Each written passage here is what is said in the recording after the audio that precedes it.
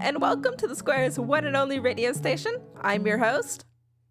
Today is Thursday, July 18th, 2013, and we are in Statesville, North Carolina, with a high of 89 and a low of 69. There will be no rain today. With that said, it's our second broadcast! Wow, the first broadcast went pretty well, so the boss is letting me continue.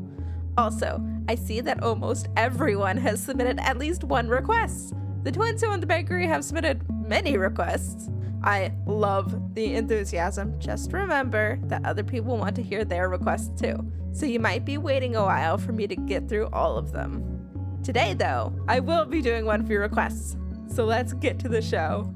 The twins would like to hear about ghosts. So today I will give a quick overview on what we know so far. First off, it's a common misconception that ghosts are the souls of the deceased that still wander the mortal plane. All souls leave the mortal plane upon death, as far as we know. Where these souls go upon death is still highly debated, and a topic for another day. As to what ghosts actually are, they can be divided into two distinct categories: echoes and specters. To understand echoes, you first need to know that every action that is performed echoes through time. Most of the time, these echoes are so small, they have very little to no observable effect. Through the combination of emotions during the actions and the temporal acoustics of the location they happen in, you can get an echo. These echoes appear as a spot in the world where you can see or hear events from the past. There are different degrees on how clear an echo is. Often when they are visible, they are only semi-transparent, and many echoes are only sounds of varying clarity. Echoes can occur repeatedly with varying degrees of frequency, and some even follow a trackable schedule. For example, nearby is the site of a deadly train crash that occurred in August of 1891. Every year on the day of the crash, you can see the echo of that crash. You can see the lights of the train and hear the screams of the passengers. Specters, on the other hand, are a broader category. They tend to be semi-transparent and intangible, though some can interact with objects. Poltergeists are famous for having this ability. They can be accompanied by cold spots, ghost orbs, and abnormal EMF activity. They occur most frequently in areas associated with death. It is theorized that they are either attracted to or formed by the paranoia of death and not the deaths themselves. Unlike echoes, these specters respond to the world around them, including attempts at communication. Researchers are working on various ways to communicate with them, but most specters are uncooperative due to their nature of wanting to cause paranoia in order to continue their existence, making progress slow. One variety of specters that appears in many different places is the Lady in Grey. This specter takes the form of a lady in a gray dress, though some appear in other colors, including black and red. This specter can usually be spotted over people when they are asleep or requesting help. They are not conversational outside of their pleas for help, and any attempt to help is ultimately fruitless. If there are any ghosts you want to hear about, you can submit a request. A word of caution, though, to any of our guests seeking to see echoes or specters. While most ghosts are harmless, the places they can be found can be hazardous, so make sure that you take proper precautions. Now, let's return to the story of Beowulf. Many warriors, including clan chieftains, came from near and far the morning after Beowulf fought Grendel to see if he was successful. Beowulf and his men had hung Grendel's arm from the rafters of the Harrod Hall as a trophy of his triumph. But an arm was not a body, so they sought to make sure that the beast was actually dead. In Grendel's panicked escape, he left a trail of footprints and blood. Beowulf, his men, and the gathered warriors set out on horseback to find the end of the trail and, hopefully, proof of his death. Grendel's footprints guided them not only to his final destination, but also through a safe path in the marsh. When they finally came to the end of the trail, they had arrived at a sea monster-filled lake. The trail led right up to the water's edge, and there was a large amount of blood swirling in the waters. They decided that even a creature as big as Grendel couldn't have survived losing that much blood. He must have died at the bottom of this lake. On the journey back, they cheered and praised Beowulf. Their spirits were so high that when the path was safe, they raced their horses with each other. When they arrived back at the hall, the sun had fully risen, and they could see that a large crowd had gathered at the steps of the Harrod. Among the crowd was the king and queen. As Hrothgar stood on the steps of his hall, he stared at the massive arm hanging from the rafters. He turned to face Beowulf when he heard him arriving at the steps. I give thanks that this sight is a sight I could have the pleasure of seeing. This tragedy has been going on for 12 years, and I had given up all hope that it would ever end. This hall was covered in the blood of our fellow men, and the grief was so heavy that not even our wisest men could imagine a way to defend our great hall from Grendel's fury. Now you have accomplished what we thought was impossible. Bless your mother for bringing you into this world. King Hrothgar pulled Beowulf into an embrace. From now on, you will be treated like one of my own children. Anything you wish for is yours. May you continue to be blessed with the strength and wisdom that you have shown this day. We Geats were incredibly honored to be the one to vanquish that demon for you. Beowulf looked at the arm. I only wish that I could have shown you the beast's corpse. I wish to kill him right here in this hall, where he shed the blood of so many good men. But I could not stop him from escaping after he pulled off his own arm. We did go out and investigate where he had escaped to, and with the amount of blood he left behind, I have no doubt that he is now dead, a fate he truly deserves. Among the crowd was another familiar face staring up at the huge arm. Unferth just last night was mocking Beowulf for claiming he could slay the beast, but here was the proof that he could. Unferth was struggling to believe it. Everyone he had spoken to, who had even seen Grendel in a fight, said the same thing. There was no sword sharp enough to cut through Grendel's skin, but Beowulf just ripped his arm right off. The king then turned to the gathered crowd and commanded that the hall be returned to its former glory. So the pile of splinters that used to be furniture were swept up and replaced with new furniture. Tapestries that had been taken down to protect them were finally returned to their proper places. When the work was done, King Hrothgar, after 12 long years, sat in the royal seat surrounded by friends and kinsmen without fear and grief hanging over the hall. The Heorot was once again filled with the talk and laughter that it used to be famous for hosting. Beowulf, for slaying the beast Grendel, I give you my father's sword. The sword that was brought out was a jewel-encrusted masterpiece admired by many.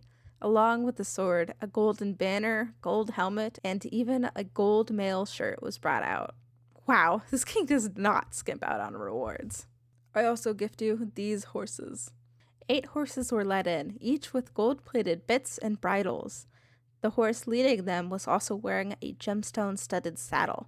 That horse was the steed that I rode into combat on. You will never find a horse as brave as that one. He didn't waver, even as warriors fell around him. For the Geats who bravely fought beside Beowulf, I give each of you a valuable heirloom. And for the man who died, to Grendel, I pledge that compensation for him will be paid in gold. To celebrate, songs were played and the wine flowed freely. When the party came to a close, and everyone went their separate ways to turn in for the night, the group of soldiers whose job it was to guard the hall at night cleared out the benches and brought out the beds for them to sleep in. They found it strange to get back in the swing of guarding the hall without the threat of Grendel hanging over them. But just because one threat was defeated didn't mean there weren't other threats out there. So to be safe, they kept their weapons, shields, and armor by their beds. Now, keep this a secret, but what they didn't know was that one of them was going to die, and pretty soon, too. Sometime after everyone had fallen asleep, they were all awoken by a furious roar that shook the building as a beast tore into the hall. There was a scramble as everyone grabbed their swords and shields, not even bothering with the armor, as there was simply no time. They moved to surround the beast, but by the time they had gotten ready, they were only able to watch as the beast ran off into the marsh. The soldiers looked around, taking inventory of damages, only to find that not only was Grendel's arm missing from the rafters, one of them was missing. And it wasn't just anyone who had been grabbed by the beast. It was Aishera, a famous warrior and good friend of the king. So when the king heard the news, he felt sick to his stomach and called Beowulf in to speak with him. Tonight, there has been another death within the walls of my great hall. Hrothgar told Beowulf when Beowulf finally appeared before him. Apparently, the tragedies did not end. Last night, my friend Ashera... Oh, Ashera... He was not only a trusted counselor, he was the man who fought beside me in battle when the fighting was the fiercest. He was the bravest and noblest man I have ever known. Last night, some beast took him to who knows where. This was supposed to be over. My king, I understand your grief, but it is better to avenge a friend's murder than to mourn excessively. Beowulf walks up and takes the king's hands. All of us die eventually, so instead of sulking uselessly, let us remember and honor his brave deeds as any warrior would wish for when he is gone. Arise, great king, for we will go after this beast no matter where it goes, be it the bowels of the earth, the bottom of the sea, or the forests of the mountains. So please, be patient and endure these woes. You are right. The king stands and commands the men before him. Go, and we will track down the beast. If you return alive, I will reward you again just as well as I did yesterday. The king and his soldiers, and Beowulf and his men, got the supplies and horses ready for a trip into the marsh.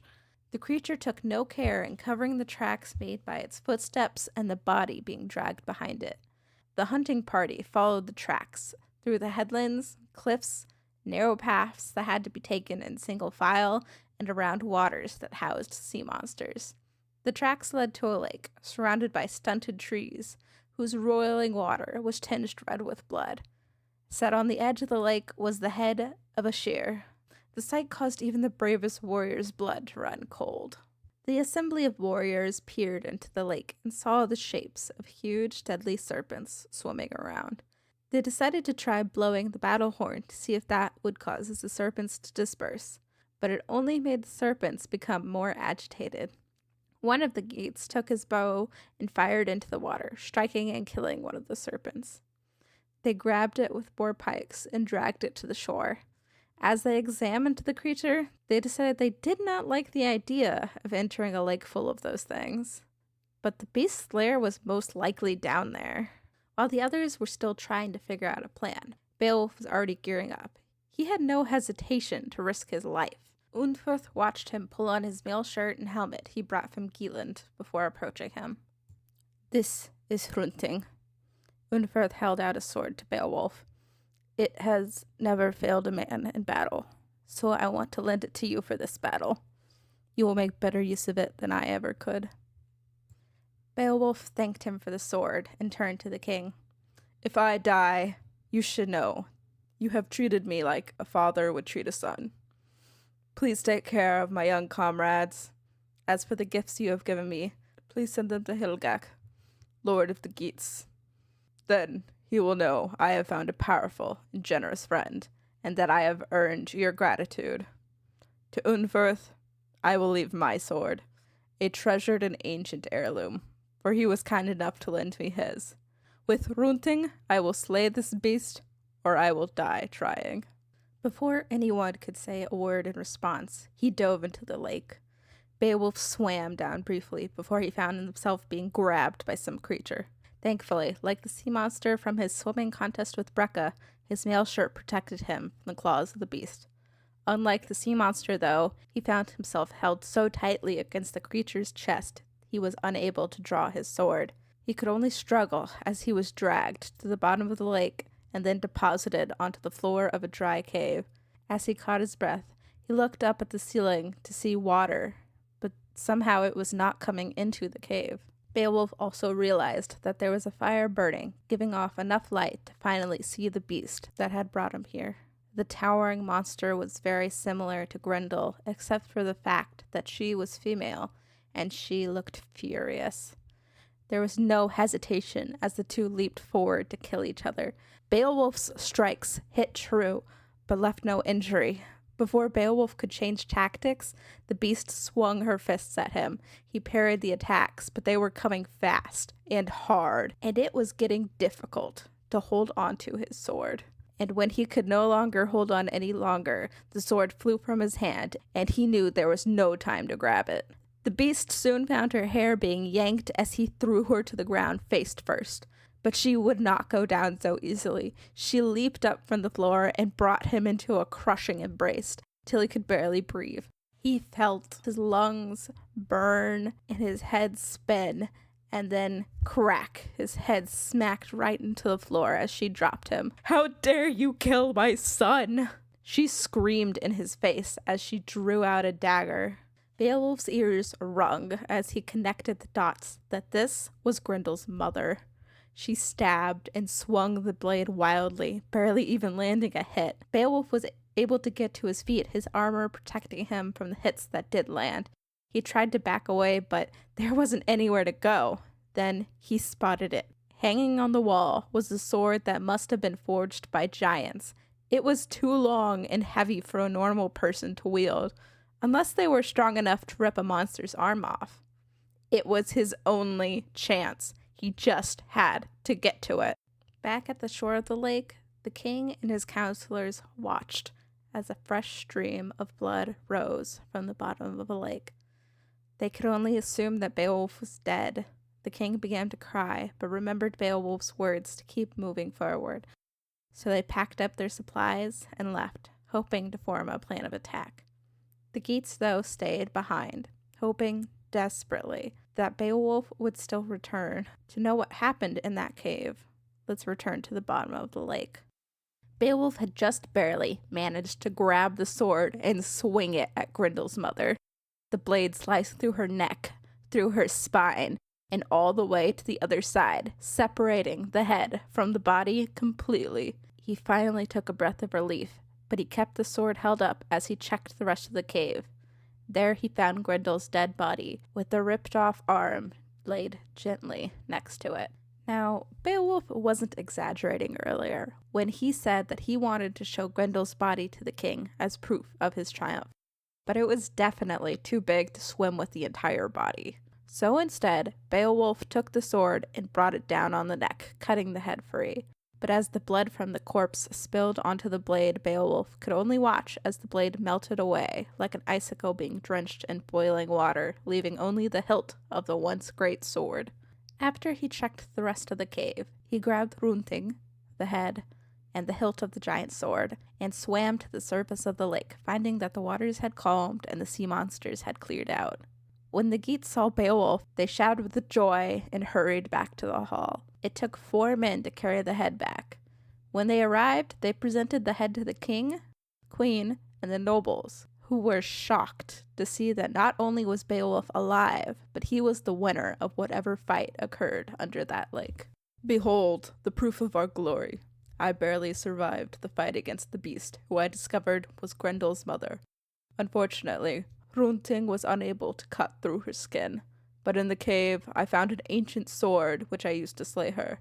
Sadly, the blade melted when it came into contact with Grendel's blood." Beowulf presented the hilt to the king. "I promise you that you are safe from these monsters now.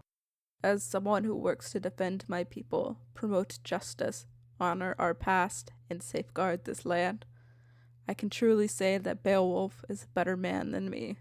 You are strong, but you also don't let that strength dull your wit." The king smiled at Beowulf. "I promised you friendship before, and I can only reaffirm it. You will be your people's pride and protection, a bulwark in the battlefield to all your men. As an old king, let me give you some advice. Remember to be generous to those who support you, and never let your pride blind you to the dangers around. Grendel managed to blindside me, so make sure that doesn't happen to you. For now, though, we shall celebrate your second triumph here. Eat and drink the night away, and in the morning I will give you your rewards." The feast and the night both passed quickly, giving both Beowulf and the king the rest that they deserved. When the Geats arose the next morning, they quickly got ready to sail back as they were longing to go home. Beowulf found Unferth and returned Hrunting. "This sword may not have landed the final blow, but it kept me alive down there." Beowulf left to say his goodbyes to Hrothgar. "We are seafarers who are far from home, and now we wish to return. You have entertained us, been kind to us, and given us every comfort, even though we came unannounced. If there is anything else we can do for you, tell me, and if I hear that you are harmed or threatened by another nation, I will sail back with 1,000 warriors to defend you. Haillock, Lord of the Geats, will support you, and if your son visits, know that he will have friends. Of course, but before you go, I have some things to say. The king went to stand beside Beowulf. You are strong, mature, and well-spoken. You have brought the Danes and Geats together in friendship. So believe me when I say that as long as I rule this land, we will share our gold, and ships will travel between the coasts of our two countries freely. Hrothgar gave Beowulf many gifts, bade him goodbye, and invited him to visit again. Then they shared an embrace, and Hrothgar kissed Beowulf on the cheek. As Beowulf sailed back home, the king began to cry, knowing that due to his old age, it was most likely that he would never see Beowulf again. The story of Beowulf doesn't end there, but for us, this is where it ends today. Tomorrow, we will reach the conclusion of Beowulf's tale.